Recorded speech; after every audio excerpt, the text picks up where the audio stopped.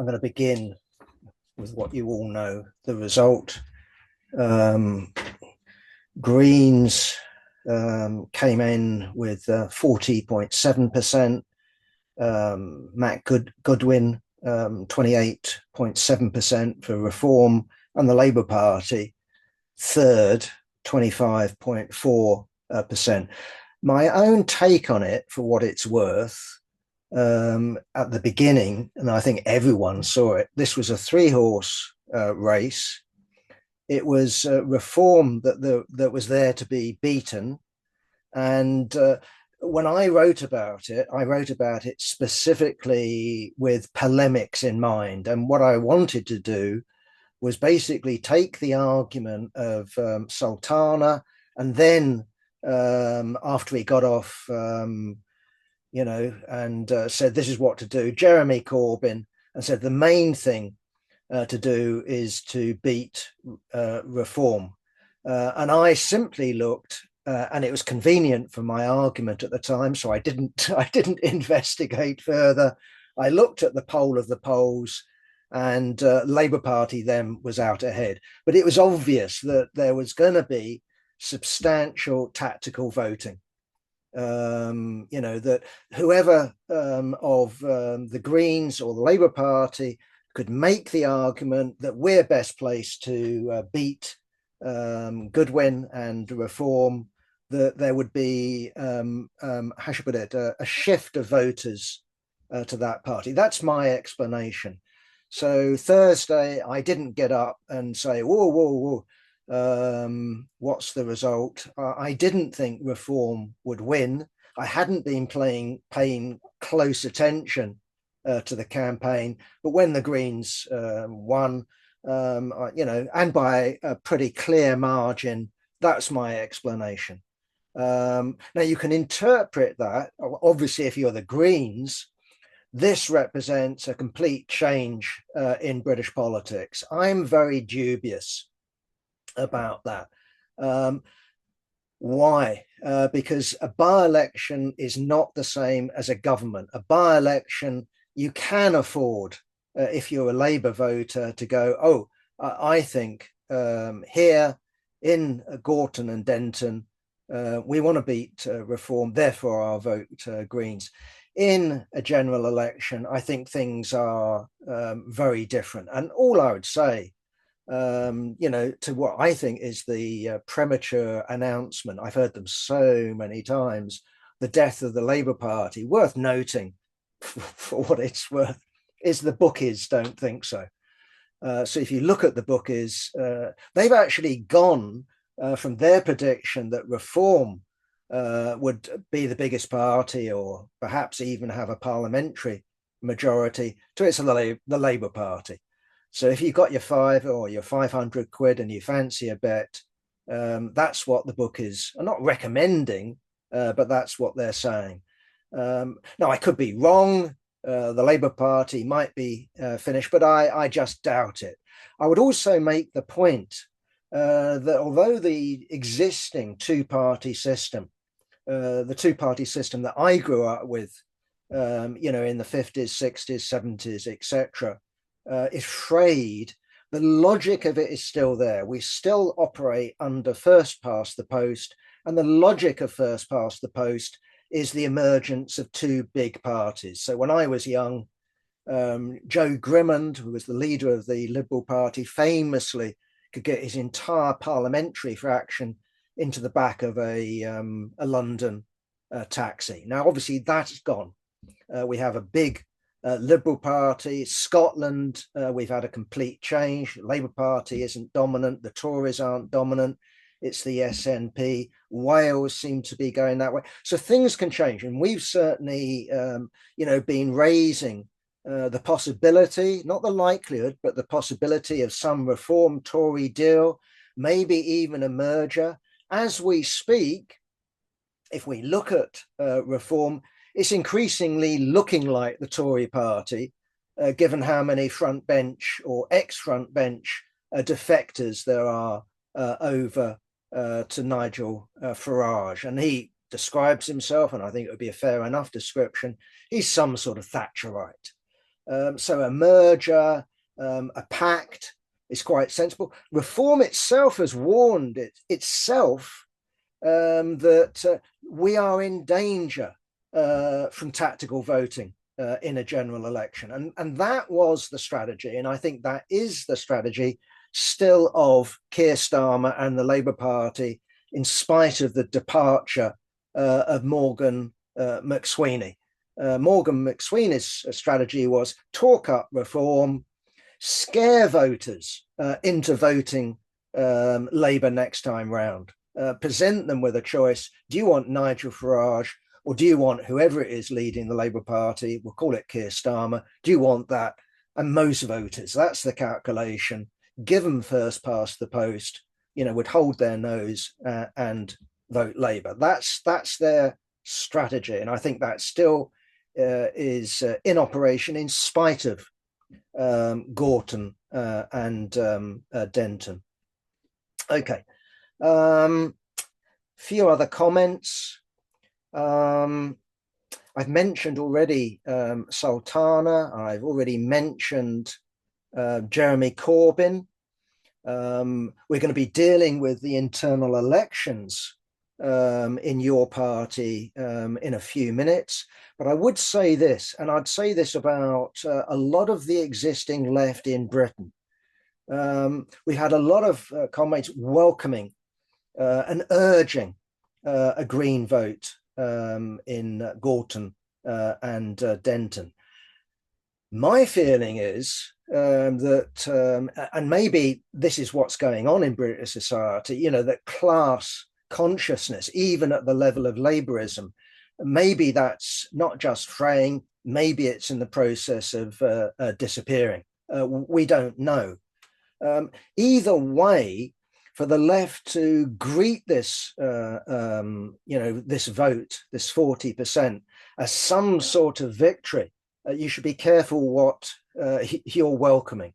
My take on it would certainly be that having, started your party with a complete split at the top, having launched your party, with Liverpool, with purging the left, having launched this election campaign for the Central Executive Committee with a purge and a red baiting campaign, I think there's a distinct danger that not only when an awful lot of Jeremy Corbyn supporters, and I'm not including those that have already walked, already voted with their feet and joined the Green Party, I'm talking about those that voted in the Your Party election, including the grassroots left. I'm expecting people to go from Your Party into the Greens. The Greens are to the left, not only of the Labour Party, but they're to the left of Your Party. And all we need to do is look at the Labour Party and what's it saying? The Green Party is an extremist party.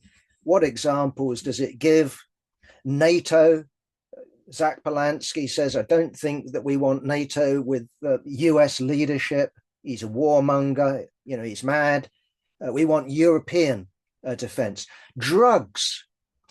The Labour Party accuses the Greens of wanting to legalize heroin and cocaine. What's wrong with that? The left is fearful to actually come out with that. When I was young, sorry for going on about when I was young all the time, but heroin was legal. You didn't have a mass of people addicted to it. You had doctors handing out drugs precisely because it wasn't criminal, and they criminalized it. And what you get is ultimately what's just happened in Mexico. Migration. The Greens, as we've had in the paper, are hardly extremist when it comes to migration because they're not talking about open borders now. They're talking about open borders when everyone has open borders. So it's safe. And the reality is, and I'll sort of start to wrap up because I've done, I think, roughly quarter of an hour. The reality of the Greens is that, as I said, it's to the left of the Labour Party. In many ways, it's to the left of your party when it comes to its politics. And this is before Zach Polanski has put his mark on the party programmatically. We have a Green Party spring conference, and I would very much expect, I'm not saying he would necessarily use these words, but I would very much expect for him to shift the Green Party in the direction of what I think you can fairly call eco-socialism. And what I would say about that is that eco-socialism, as would be interpreted by the Green Party, is not our proletarian socialism. We need to distinguish between different sorts of socialism. And merely because something's a socialism, it doesn't mean that it's progressive. It doesn't mean it's something that we should support. So, for example, if you look at the Russian Revolution, should we have supported the socialist revolutionaries? No. Should we have supported the Menshevik socialism? No. Should we have supported Bolshevik socialism? Yes. And I'll finish with this one, Stan, if I can, because we've just had this debate, and Mike McNair's written an excellent article on our Spartacist comrades and Australia and proletarianization of the party and all the rest of it. And I was amused myself that Comrade Gabriel of the Spartacist League was recommending that students get a proper working class job. And amongst the proper working class jobs that he recommended was being a plumber. And here we have in Gorton and Denton the election of a plumber. He uses the WC word, not water closet, but working class, right? Well, we've just, here down in London, got our central heating system fixed for 200 quid an hour for a plumber, right? That was a company. What we have with Hannah Spencer is a self-employed plumber, right? Precisely an example of the petty bourgeoisification of some sections of the population. So you get proletarianization of some sections of the population, but you also get the petty bourgeoisification. My understanding is not only is she a self-employed plumber who apologizes to her customers that she's going to Parliament. My understanding, again, it's petty money actually. My understanding is she's got a property portfolio of 1.2 million quid. Now that could be a mortgage.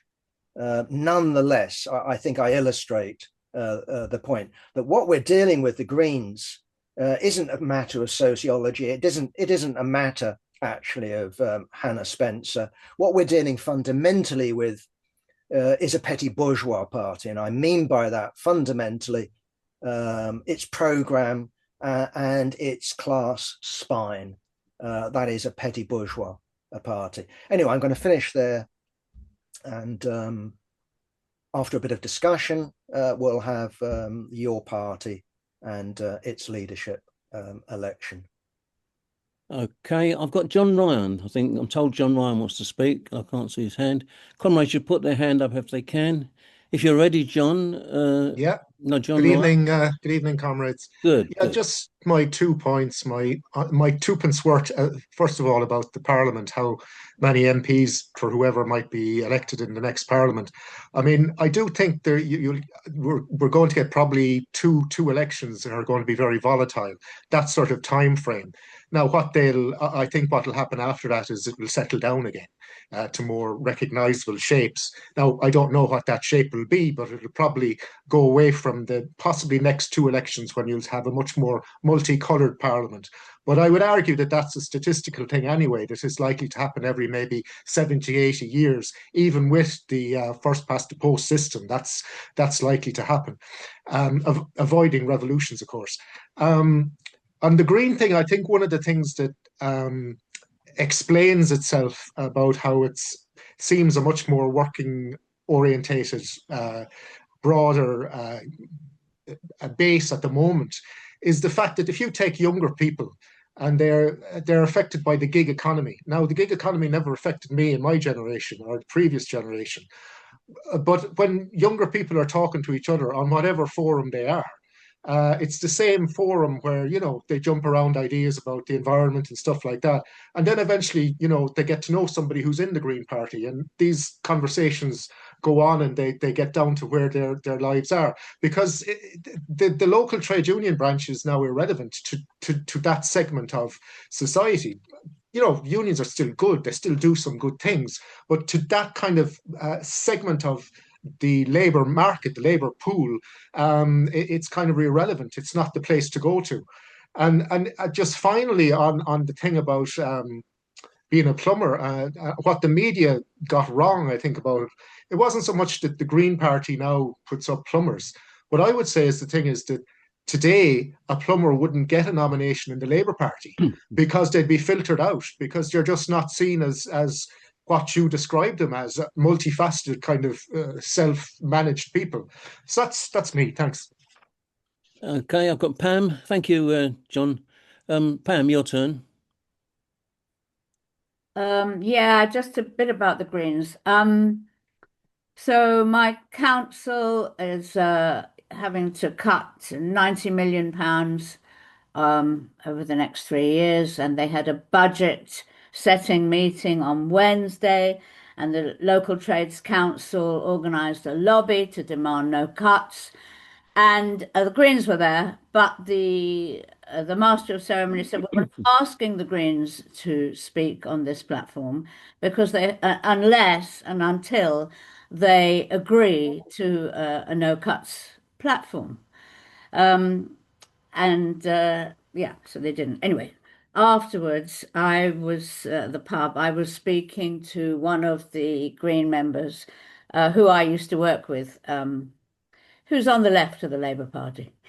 And he was saying, well, maybe I will try and organise a no cuts campaign in the Green Party. But yeah, I mean, I agree. People are really swept away by the Greens. So you just have to explain that they're not a party which wants to overthrow capitalism and establish socialism. Apparently, oh yeah, one other thing someone told me, an SWP person told me, I was canvassing for your party on Saturday. You were talking about James Meadway, who's an economist, and he apparently is putting a motion to the Green Conference saying the Greens should become a socialist party. And this comrade told me that Meadway was SWP. Just minor point. Okay, thanks. I'll come back later about your party. Thanks, Pam. Tina, your turn.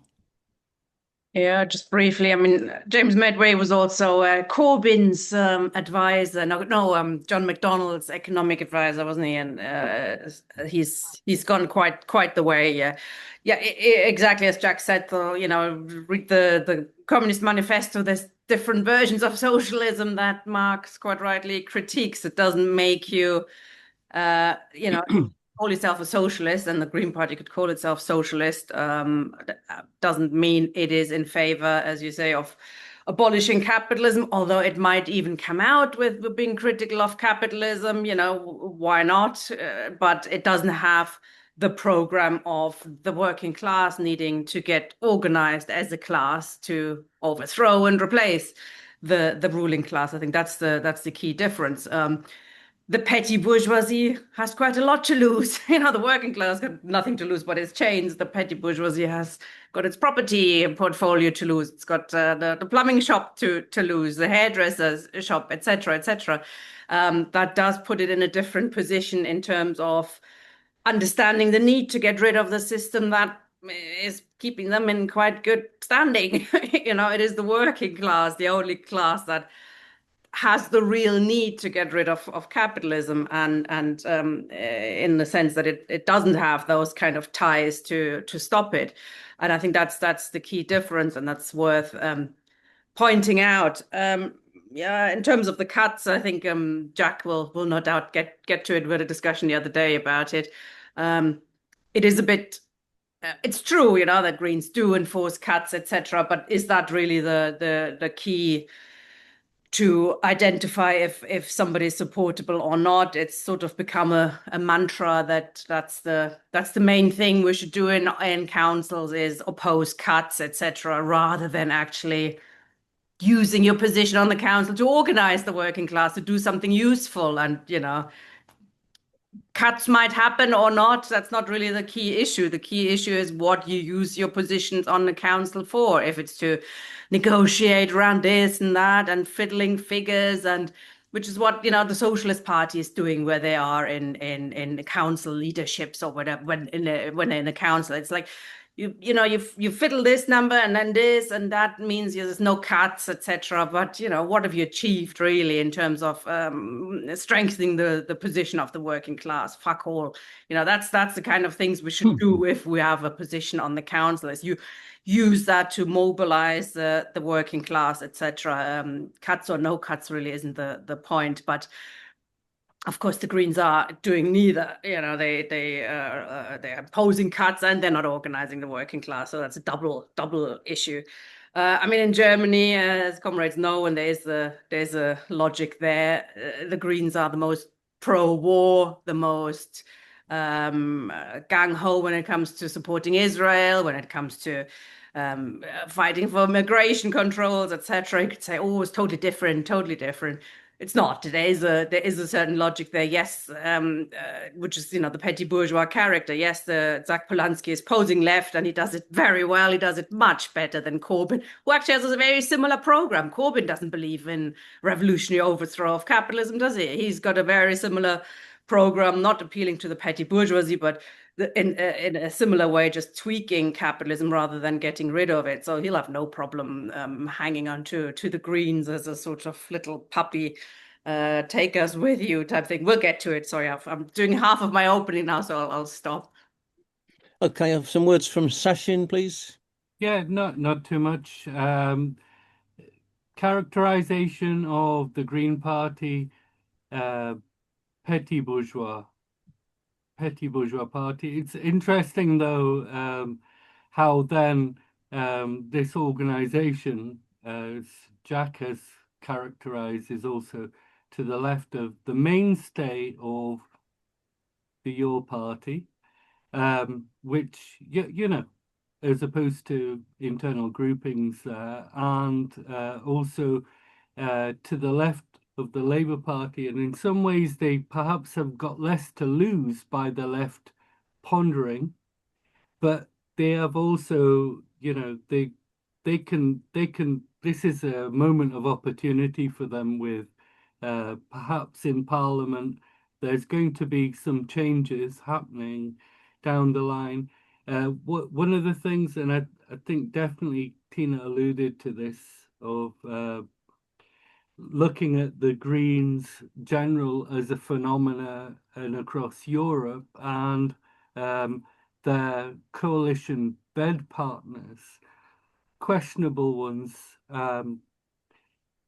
Let's see. Okay, maybe just a final word or two. If we look at the break within the communist movement within France on the onset of the Third International, and we see then the French communists take a majority of members, but then with the French Socialist Party continuing with less members, but because they were more entwined with the French state, held more positions in Parliament. I'm not saying more about that, but I'd just like, you know, it's a nice question mark, and I know that there's lots of comrades here that know that background, so I wouldn't talk more. But right now, I think we've got about Your Party for 4 MPs that are Your Party, 3 including Corbyn, that are independents, just Sultana as one. But then there was the recent rebellion of, well, not a rebellion, based on votes of, I think perhaps about 7, including MacDonald, who were then suspended because of their voting record. So I think, if your party was to move further to the right, they would gain more MPs. But do we need more MPs, or we need more hard left politics? That's all I wanted to say. Just popping a few ideas. Sorry. Thanks, Session. Thank you. I've got Tam. Tam wants to speak, I'm told. Go ahead, Tam. Hello. Yeah, can you hear me? Yep. Cool. Just very briefly on the no cuts that like Pam was talking about, and Tina, in regards to it as a sort of almost become a principle, whereas it really needs to be broadened out more. That it's about how, whether or not we take part in what we demand to take part in a government, and then we need to look at in terms of with like the councils or that as well, because with the Greens, there's been a lot fired at them over the years about being willing to take part in cuts councils. I remember it in Brighton particularly. People getting caught up in that, and the hypocrisy in what's her name as the MP. She was presiding over cuts in that sense as well. Their one MP that they used to have, but that we need to say yes. Let's look at the whole idea of us taking part or not. What do we hold to before we would commit to joining? And it becomes a question. It's not just like some sort of abstract and sort of wish fulfilling nonsense that these communists are coming up with. It's already proven to be the case with the Greens. They've been through a lot of that, and so that it can bring a more radical view of it all, and tactics fundamentally you're talking about, isn't it? Although then there's a principle that we wouldn't take part. We set these red lines as well, it seems, yeah. But it's an ongoing issue. It's an important. It's not just an abstract. It's and it's been coming up in terms of Glasgow this week, in terms of your party, but maybe that'll come up or not in the further discussion. Thank you. Yeah, just a few words from me before we go back to Jack. Yeah, first past the post tends to produce two main parties and tends to exclude small party challengers, doesn't it? Whereas if we had a proportional system of some kind, then small parties have got a chance of getting a showing in Parliament, of actually getting a seat somewhere and that sort of thing. So there you are. First past the post tends to keep, but it could be two different parties, couldn't it? Could be the death of the Labour Party, or there was Liberals versus Tories, or Liberals versus Conservatives to be more precise. Then it became Labour versus Conservatives. It could be that we're going on a move, towards another change like that, where Labour gets destroyed. Or I've got this lovely book which says the party's over, meaning the Tory party's over. There's people saying the Tory party's over, people saying the Labour party's over. You never quite know at a moment like this what the outcome's going to be. Anyway, Corbyn's quite wrong, and I think you're right to point it out, Jack, that Corbyn's wrong to say the main thing is to defeat the right. And one of the good things about the by-election in Gorton and Denton was that the Reform lost. Reform was defeated. So I asked myself, is the Green Party now a left populism? In that we know their programme's no bloody good for us. We're not, tactical voting is interesting. I mean, voting can be tactical. For us, it's a principle to take part in some way, to use a general election or use an election in order to make propaganda. We're interested in building a communist party, and your party offers or did offer that possibility, it's possible to change it into a communist party because of the internal struggle in it. Now it's been rather put back with that now. So with that, point of view of what's good, we want to insist on the way forward towards our aim, and our tactics should be determined by that. Corbyn's tactics went against, against that idea, simply trying to make the least worst result for a particular election. Not a very good tactic.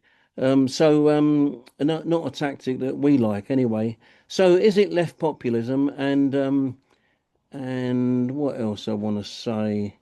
We should be doing our voting, our electoral tactics according to what we're for, not according to what we're against. Thank you. Over to you, Jack.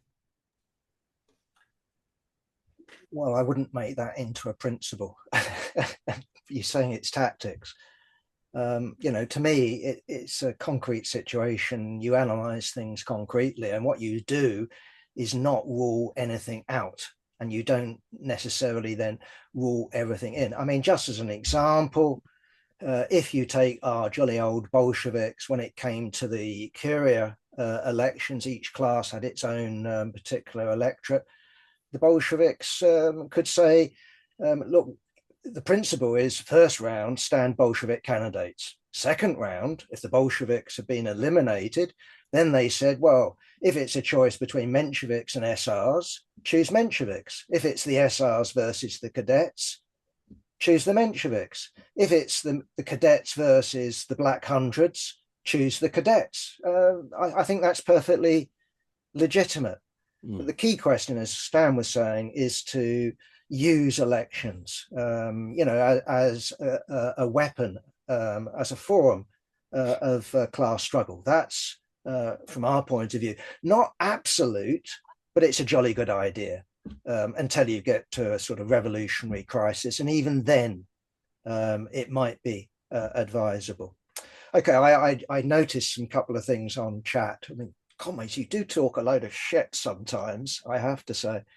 Andy Burnham would have won it. I don't know. We can't rerun it. I was joking to comrades that if Starmer was a real Machiavellian, put Burnham up, lose it, and then you've got rid of him as mayor and he's not in Parliament, deliberately lose the election. On the other hand, it might have been that Burnham won. I don't know.